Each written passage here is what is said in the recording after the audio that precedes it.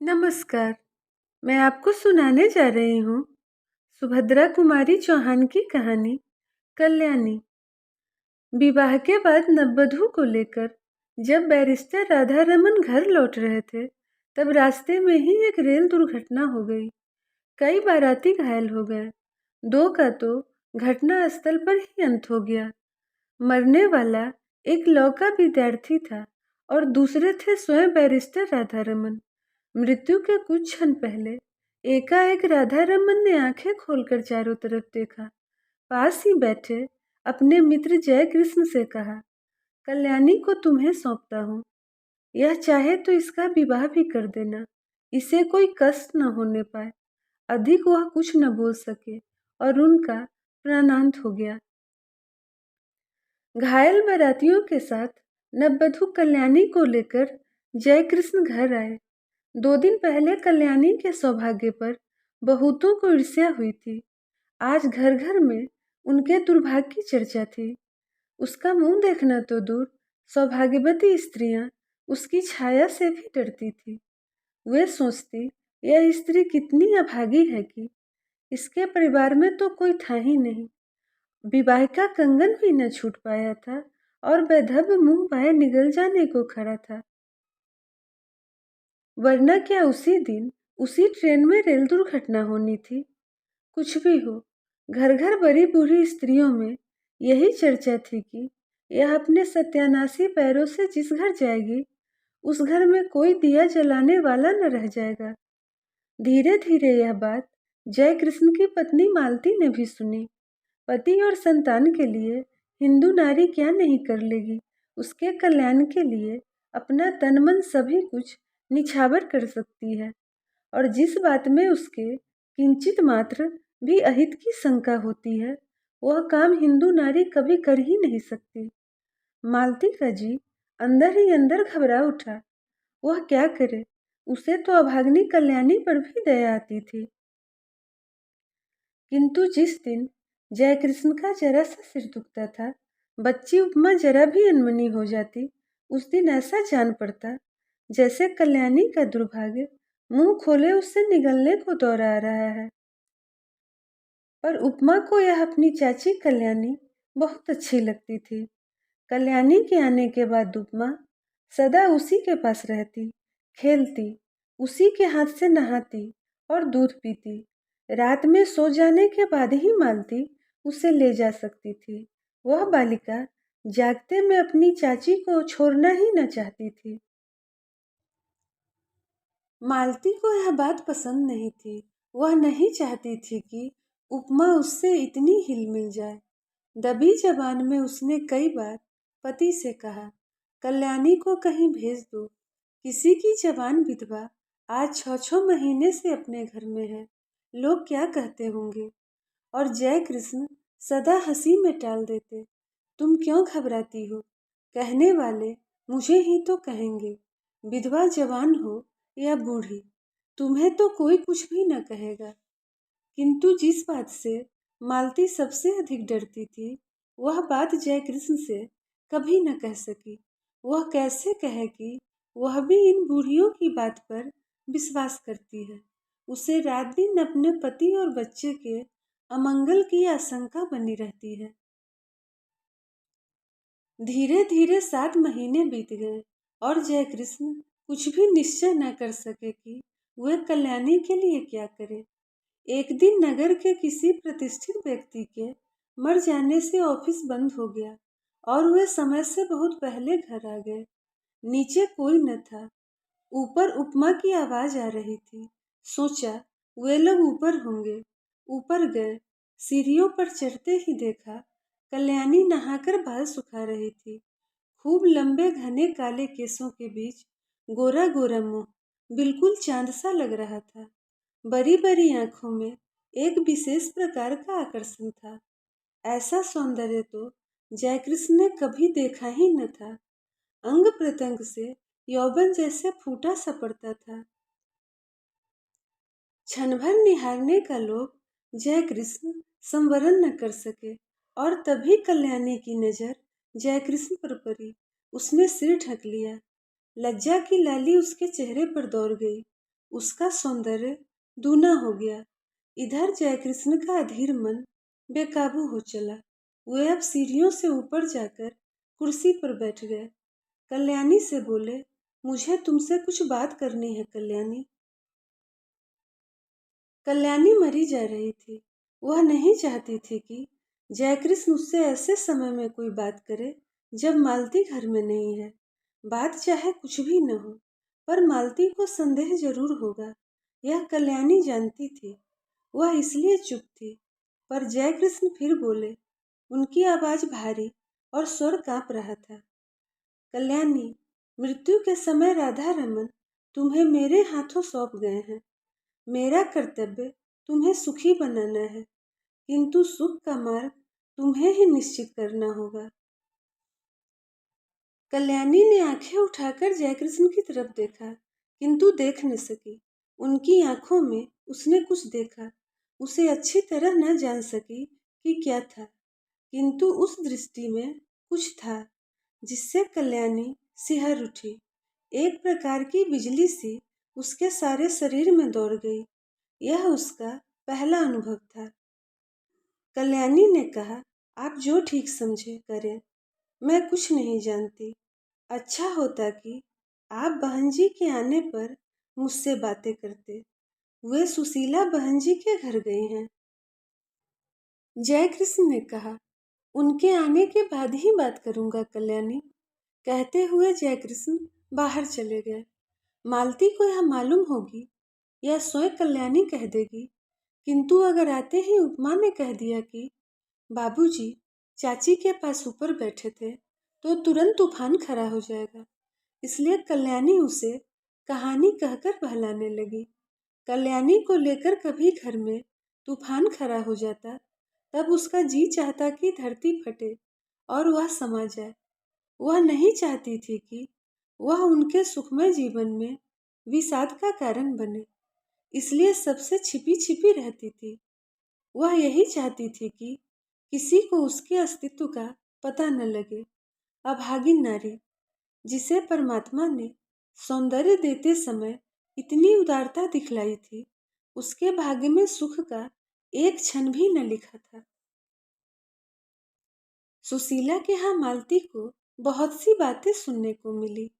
सुशीला की सास ने यहाँ तक कहा, दुल्हन, तुम्हें तो अभी अच्छा लगता होगा, सहेली मिल गई है, पर वह कुलक्षणी है, तुम्हारा घर भी चौपट कर देगी।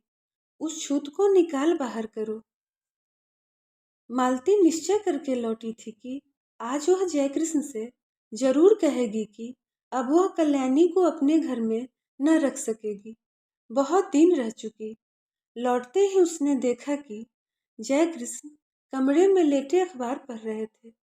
उपमा सो गई थी। कल्याणी नीचे से आई। मालती ने उसे चाय तैयार करने को कहा। सोचा चाय पीने के बाद कहूंगी, किंतु रहा न गया।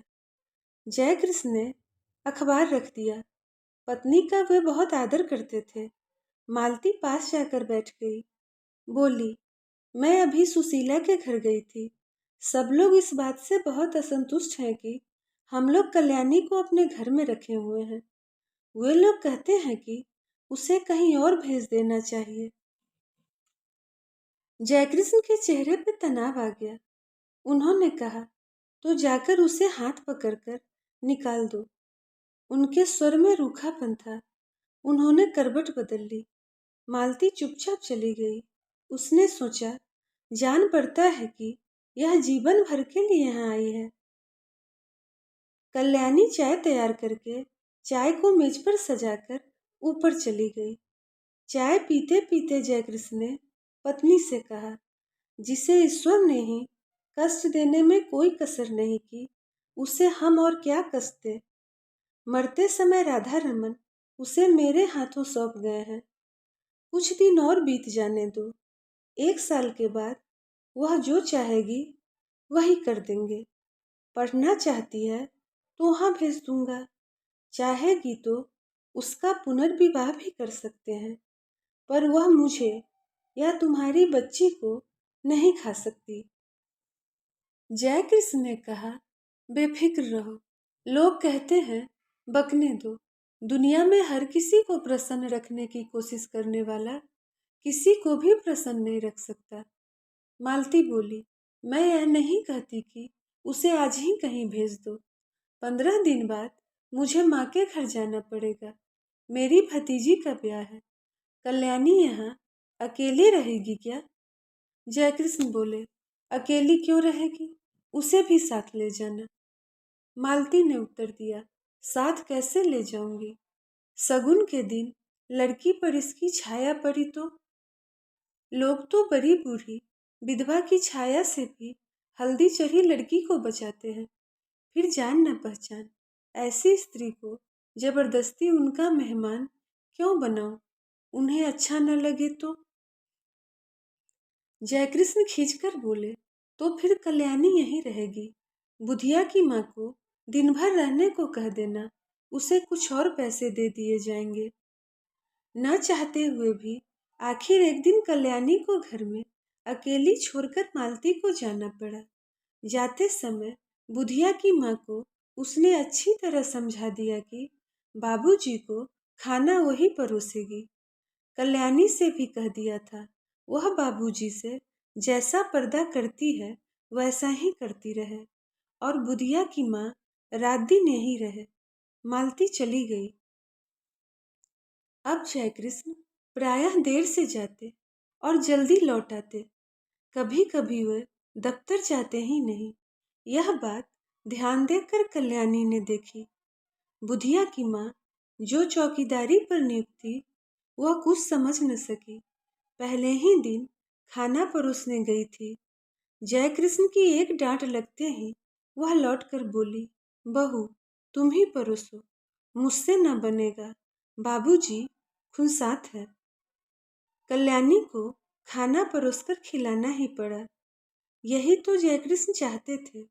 खाना खाते खाते जयकृष्ण बोले, कल्याणी तुमने अपने भविष्य के विषय में क्या निश्चय किया है, कुछ कहोगी? कल्याणी संकोच के साथ बोली, मैं क्या निश्चय करने लायक हूँ? मुझे दुनिया का अनुभव ही क्या है। गांव में विधवा मौसी के साथ रहती थी। एक दिन वहीं सुना कि मेरा विवाह होने वाला है।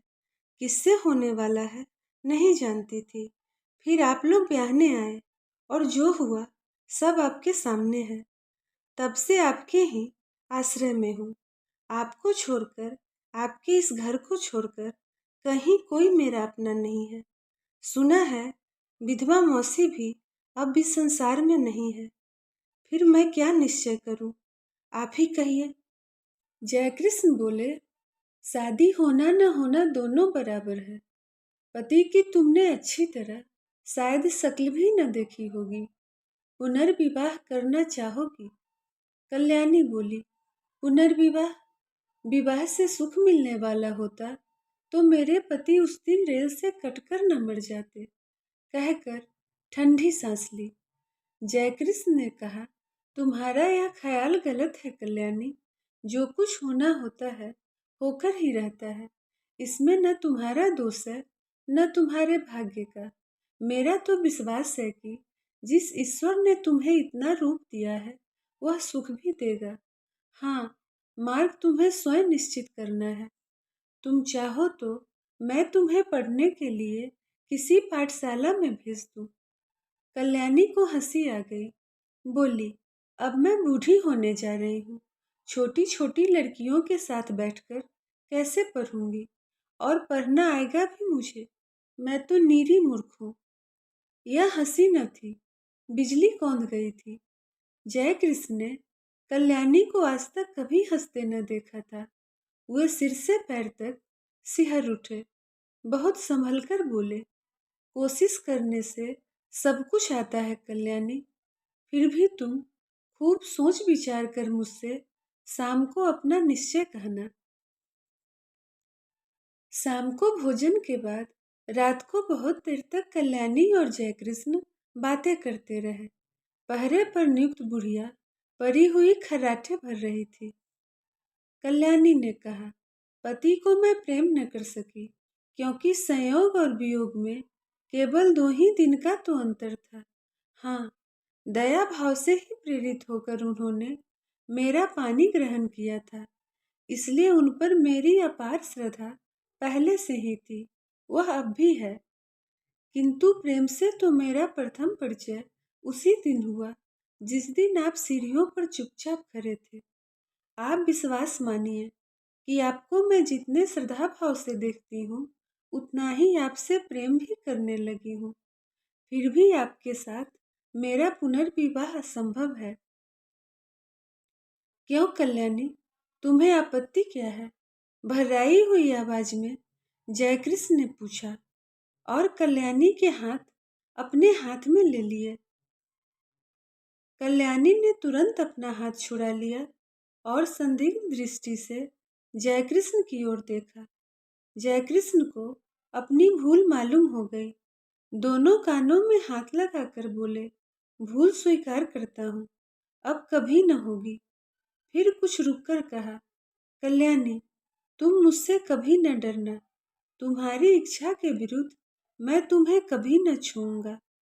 पर यह बताओ कि जब पुनर्विवाह करने में तुम्हें कोई आपत्ति नहीं है और तुम मुझे प्रेम भी करती हो, तब तुम्हारा पुनर्विवाह मेरे साथ क्यों असंभव है? असंभव इसलिए है कि आप विवाहित हैं, कल्याणी ने निश्चय के स्वर में कहा। जयकृष्ण ने कहा, पर हिंदू शास्त्र के अनुसार एक पुरुष कई विवाह कर सकता है। फिर तुम वह सौभाग्य मुझे ही क्यों नहीं दान करती जो किसी दूसरे को मिलने वाला है? छी छी, कल्याणी बोली, आप क्या समझते हैं कि मैं किसी और से विवाह करूंगी? यह कभी न होगा। मैंने एक बार जिससे प्रेम किया, उसी से प्रेम करती हुई मिट जाऊंगी। हिंदू नारी प्रेम करना जानती है, वह प्रेम का प्रतिदान नहीं चाहती। मैंने प्रेम किया है, करती रहूंगी। यह बात दूसरी है कि प्रेम की प्रतिमा तक मेरी पहुंच न हो सकेगी, और यह तो अपना अपना भाग्य है। कहती हुई एक दीर्घ निश्वास के साथ कल्याणी ने जयकृष्ण की ओर देखा। जयकृष्ण ने कहा, कल्याणी, तुम अपना ही अपना देखोगी या मेरा कुछ ख्याल करोगी? मैं पागल हो जाऊंगा। तुम्हारे बिना अब तो मुझसे एक पल भी नहीं काटा जाता। किंतु फिर भी तुम निश्चिंत रहना, मैं तुम्हें कभी हाथ न लगाऊंगा जब तक तुम्हारी आज्ञा न होगी। आधी रात को भी तुम मेरे पास उतनी ही सुरक्षित रह सकती हो जैसे सगे भाई के पास, क्योंकि मैं अधर्म नहीं हूँ। तुमसे प्रेम करता हूँ, तुम्हें पाने का इच्छुक हूँ, पर सत्य मार्ग से, कुमार्ग से नहीं। कल्याणी बोली, न मैं अपना कुछ देखती हूँ, न आपका। सच यह है कि मैं मालती जीजी के सौभाग्य पर कुठाराघात न कर सकूंगी। उन्होंने मुझे कुछ समय में आश्रय दिया है। जो कुछ बन सकेगा भला करूंगी। उनकी बुराई मुझसे न हो सकेगी। उनके भले के लिए मुझे अपना बलिदान भी करना पड़े तो सहर्ष करूंगी, मगर उनकी जिंदगी में कांटा बनकर न रहूंगी। पर मेरा जीवन कंटक में बना दोगी, कहते जयकृष्ण ने ठंडी सांस ली और सतृष्ण नेत्रों से कल्याणी की ओर देखा। कल्याणी ने कहा, यह सब मानसिक विकार है, कुछ दिनों में अपने आप दूर हो जाएगा। आप समझते हैं मुझे कम कष्ट हो रहा है। मैं नारी होकर भी सब कुछ सहने को तैयार हूँ। आप तो पुरुष हैं, कठिनाइयों से लड़ने के लिए ही आपका जीवन है। मैंने मालती जीजी को पत्र लिख दिया है, वे आती ही होंगी। उनके आते ही मैं आपसे विदा ले लूंगी। विदा से पहले एक भिक्षा मांगती हूँ, केवल आपके चरणों की धूली, और मैं कुछ नहीं चाहती। आप मेरे देवता हैं। जय कृष्ण के पैरों के नीचे से जैसे धरती खिसक गई हो। घबराकर बोले, तुमने मालती को पत्र कब लिखा और क्या लिखा? लिखने से पहले मुझसे पूछा क्यों नहीं? कल्याणी बोली, मैंने और कुछ नहीं लिखा, यही लिखा कि उपमा के बिना बहुत बुरा लगता है, तुम जल्द से जल्द चली आओ। और लिखती भी क्या, किंतु आपके साथ मेरा अकेला रहना उचित नहीं।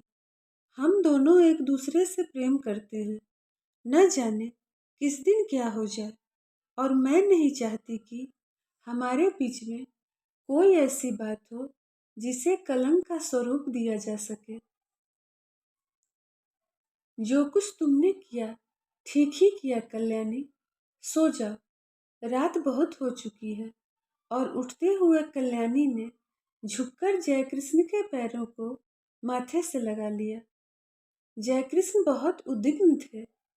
कल्याणी ने ऊपर जाकर दरवाजे बंद कर लिए। जयकृष्ण खाट पर पड़े करवटें बदलते रहे, उन्हें नींद न आई। दूसरे ही दिन मालती दोपहर की ट्रेन से आ पहुंची। दफ्तर से लौटते ही जयकृष्ण ने देखा उपमा खेल रही है। रात भर सो न सकने के कारण उनका चेहरा उतरा हुआ था। मालती ने देखते ही पूछा, क्या तबीयत खराब थी, क्या हुआ? जयकृष्ण ने कहा, कुछ नहीं, सिर में बहुत दर्द है। अज्ञात आशंका से मालती सिहर उठी। कल्याणी तो अभी है न इस घर में। तुम तो अपनी बात के आगे किसी की भी नहीं सुनते। कितनी बार कहा उसे कहीं भेज दो, पर जब तुम मानो तब न। इस तरह तुम्हारे सिर में दर्द वर्द होता है तो मैं घबरा जाती हूँ। सभी लोग कहते हैं वह अभागिन है। जयकृष्ण को दूसरा ही भय था।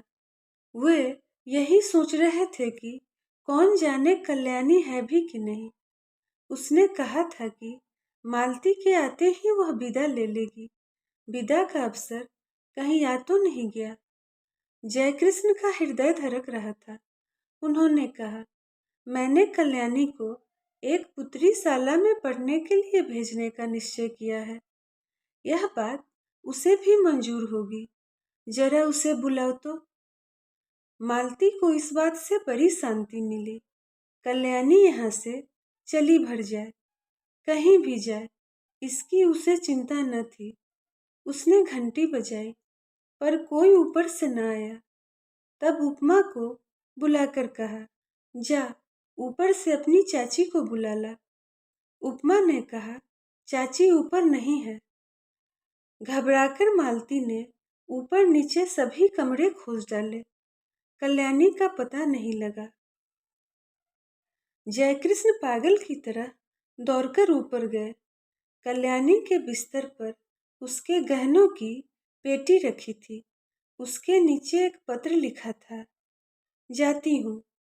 अपनी उपस्थिति से आप लोगों को जो कष्ट दिया या मुझसे जो अपराध हुई उनके लिए क्षमा कीजिएगा।